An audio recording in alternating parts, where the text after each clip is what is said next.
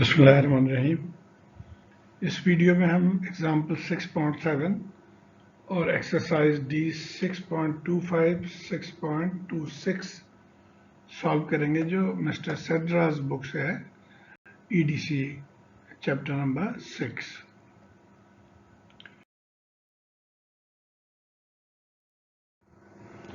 अच्छा, तो सवाल सॉल्व करने से पहले एक कॉन्सेप्ट सिर्फ मैं यहाँ पे बताना चाहूँगा।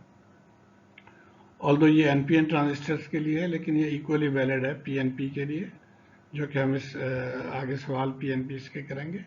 वो कॉन्सेप्ट ये है कि अगर बेस एमीटर फॉरवर्ड बायस है, अब ये देखिए सैचुरेशन मोड में है और ये एक्टिव मोड में है, तो यहाँ पे भी बेस एमीटर फॉरवर्ड बायस में है, यहाँ पे भी बेस एमीटर फॉरवर्ड बायस में है, लेकिन एक्टिव मोड में ये रिवर्स बायस हो जाता है, सैचुरेशन मोड में ये फॉरवर्ड बायस हो जाता है।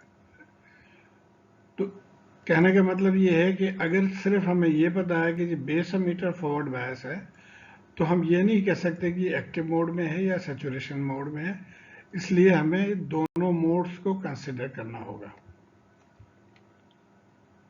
तो स्ट्रेट अवे हम क्वेश्चन पे आ जाते हैं। Example 6.7, we want to analyse this circuit and figure. ये जो सर्किट गिवन है इसको हम एनालाइज करना चाह रहे हैं, और एनालाइज करके क्या करेंगे, to determine the voltages at all nodes and the currents through the branches. तो वोल्टेजेस और करंट्स इसमें से मालूम करना। अब याद रहे कि ये पीएनपी ट्रांजिस्टर है, तो पीएनपी ट्रांजिस्टर में हमने इस तरह से इसको इसके जो वोल्टेजेस हैं मुख्तलिफ, उसको हमने इस तरह से बायस करना है फॉर एक्टिव मोड। इसमें क्या होगा जी, एमीटर बेस फॉरवर्ड बायस, यानी एमीटर पॉजिटिव और बेस जो है वो नेगेटिव। तो यहाँ पे भी ये है, देखिए ये एमीटर है तो ये पॉजिटिव है और बेस नेगेटिव या ग्राउंड है। और फिर BBC जो है वो B यानी बेस पॉजिटिव और कलेक्टर नेगेटिव। तो यहाँ पे भी यही है कि बेस पॉजिटिव या ग्राउंड है और कलेक्टर नेगेटिव है। तो इसका मतलब है ये ट्रांजिस्टर एक्टिव मोड में है, और ये वोल्टेज जो है इसको VEC कहा जाता है। अब सबसे पहले हम वोल्टेजेस मार्क कर लेंगे। ये हमारा एमीटर वोल्टेज हो गया, कलेक्टर वोल्टेज है, इसको बेस कह रहे हैं, और करंट IE, IC, IB। और हमने ये तमाम को पता करना है, VEC, IE, IC, IB, VB तो 0 है यहाँ पे। तो सबसे पहले we know that VEB is 0.7 volt, जैसे हमने यहाँ पे भी देखा है, यहाँ पे भी यानी बेस एमीटर वोल्टेज जो है वो 0.7 है। तो यहाँ से हम ये लिख सकते हैं कि VE minus VB is VEB, यानी आप यहाँ से चलें VE minus VEB, sorry VE minus VB वो बराबर होगा इसके, या अगर आप इधर से जाएं तो आप उल्टा चलेंगे कि VB प्लस VEB ये हो जाएगा VE के। तो इस इक्वेशन में अब हम देख रहे हैं कि हमारा VB 0 है, VEB 0.7 है, तो यहाँ से हम VE निकाल सकते हैं यहाँ से। तो VE हो गया 0.7, यानी ये वोल्टेज जो है वो 0.7 है। अब जब 0.7 VE आ गया तो यहाँ से बड़े आसानी से आप IE निकाल सकते हैं। This voltage minus VE divided by 2 kilo, तो 10 माइनस 0.7 डिवाइडेड बाई 2 किलो, तो ये आंसर आ गया 4.65 मिली एम्पेयर। जब आप किलो से डिवाइड करते हैं तो मिली एम्पेयर आ जाता है आंसर।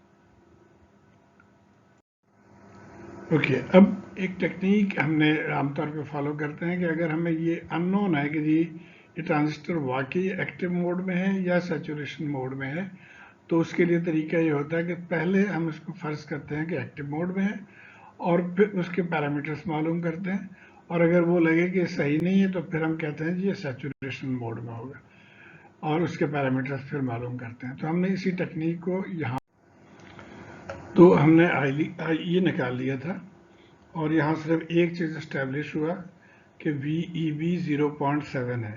तो जैसे हमने डिस्कस किया कि एमीटर बेस अगर 0.7 और फॉरवर्ड बायस है तो इससे हम ये नहीं बता सकते कि ये ट्रांजिस्टर एक्टिव मोड में है या सैचुरेशन मोड में है। उसके लिए हमें एस्टेब्लिश करना होगा कि VBC क्या है। Okay, since base emitter junction is forward biased, this transistor will be either active और इन सैचुरेटेड मोड।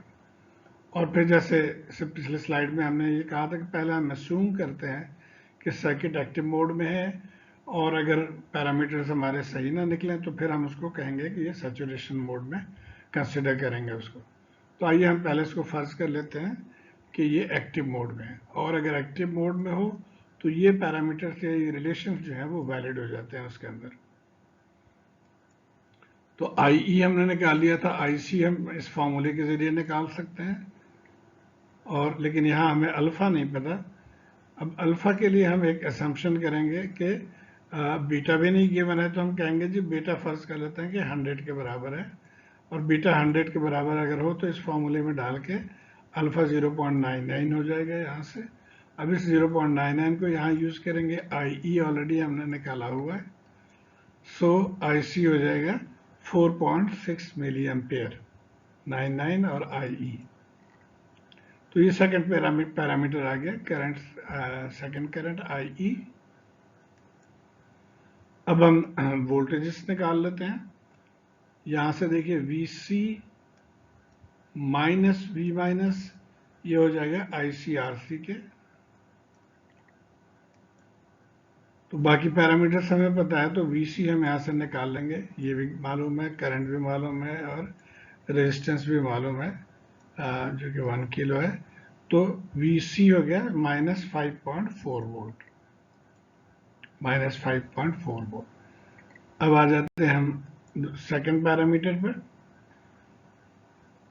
अब चूंकि ये नेगेटिव आ गया है, ये पैरामीटर ये नेगेटिव है यहाँ, इसका मतलब है कि ये यहाँ पे फॉलो हो रहा है कि यानी ये रिवर्स बायस है, इधर नेगेटिव है इधर पॉजिटिव है।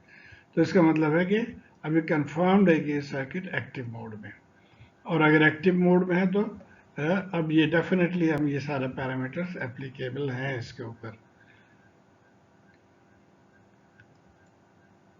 तो यहां से हम IE निकाल लेंगे,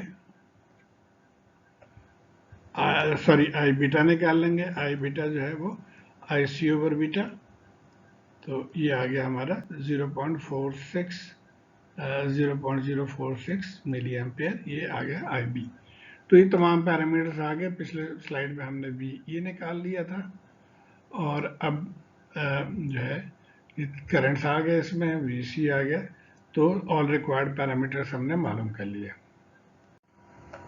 अब आ जाते हैं exercise 6.25 for the circuit and figure find the largest value to which RC can be raised while the transistor remains in the active mode। तो ये RC अभी 1 किलो है, लेकिन हम इसका हाईएस्ट वैल्यू मालूम करना चाह रहे हैं कि जहां तक हम इसको लेके जा सकते हैं और ट्रांजिस्टर फिर भी एक्टिव मोड में रहे।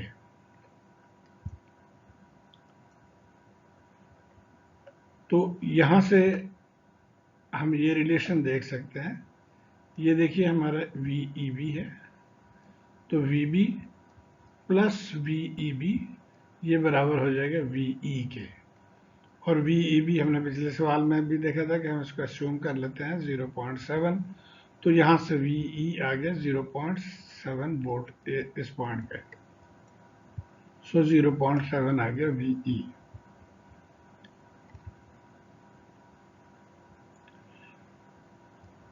अब हमने इस डायग्राम से हेल्प लेनी है।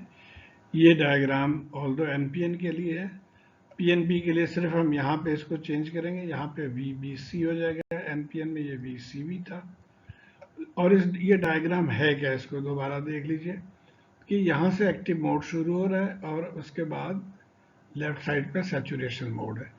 यानी जब VBC ये वोल्टेज पॉजिटिव है तो कोई इशू नहीं, लेकिन नेगेटिव भी ये जा सकता है, और नेगेटिव 0.4 तक ये नेगेटिव जा सकता है, तब भी ये डायोड एक्टिव मोड में, ये ट्रांजिस्टर एक्टिव मोड में ही रहेगा। उससे आगे चले जाएंगे जब यानी -5 -6, तो फिर ये सैचुरेशन में चला जाएगा, ये सैचुरेशन मोड है। तो इस चीज़ को हमने ध्यान में रखना है।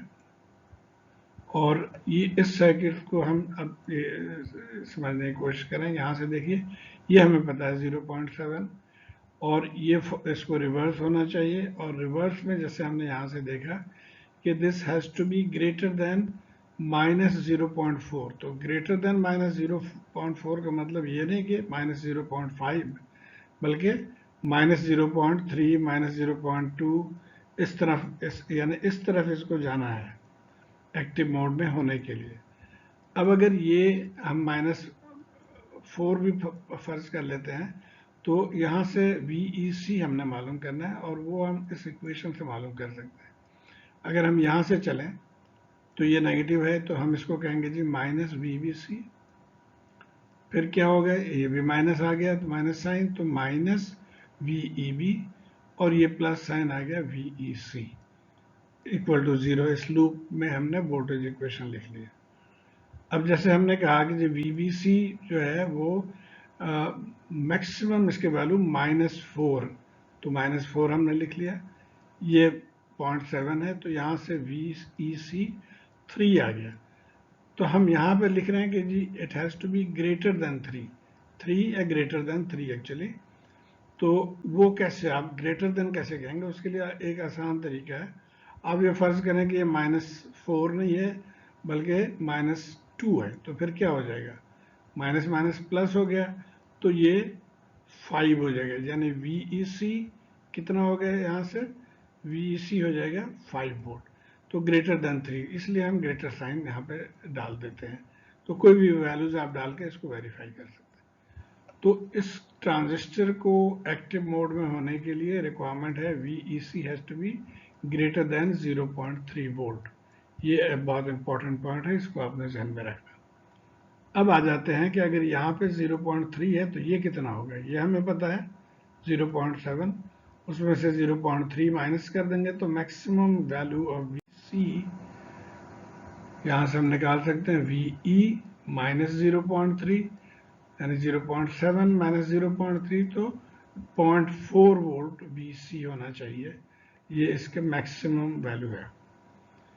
अब हमें ये पता चल गया, हमें ये वोल्टेज भी पता है, तो अब हम ये रेजिस्टेंस निकाल सकते हैं जो कि पहले 1 किलो था।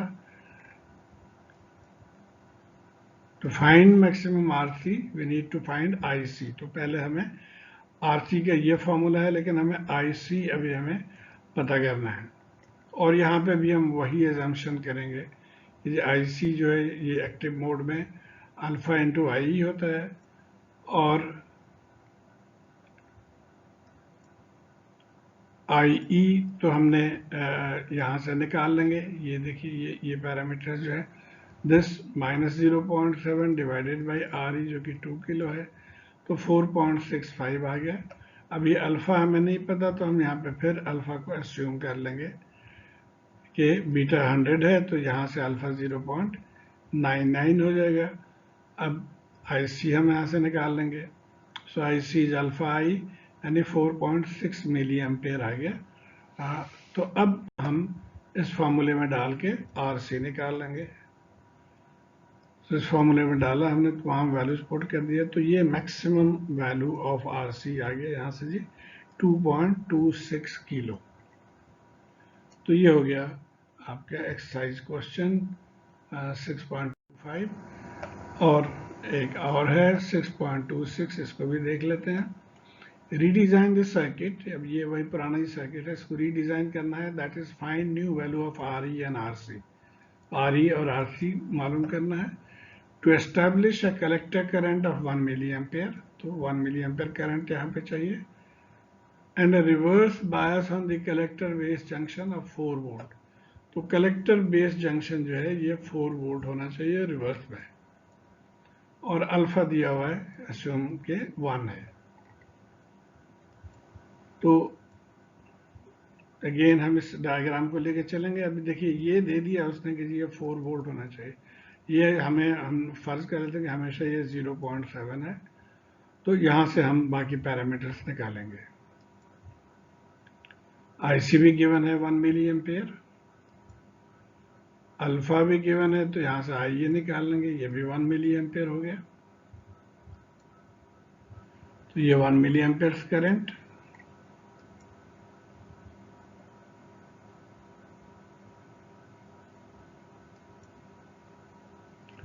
अच्छा, VEB 0.7, VBC 4 वोल्ट। अब BC जंक्शन, अब ये देखिए ये हमारा BC जंक्शन है, यहाँ पे ये 0 है, VB 0 plus 4 volt should be equal to VC, यहाँ पे है VC, यानी VC हो गया 4 वोल्ट। तो ये हम लिख लेते हैं कि ये हमारा VC 4 वोल्ट है। और इसी तरह हम यहाँ से हम RC निकाल लेंगे। अब VC हमें पता है, ये भी पता है, IC भी पता है, तो IC RC करके यहाँ से हम RC निकालेंगे। 4 माइनस 10, 1 मिली एम्पेयर IC है, तो 6 किलो हो गया जी RC। ये यही दिया हुआ है आंसर। अब आ जाते हैं हम एमीटर कलेक्टर जंक्शन पे, यानी इस जंक्शन पे ये 0 minus 0.7 should be equal to VE, यानी VE हो गया 0.7।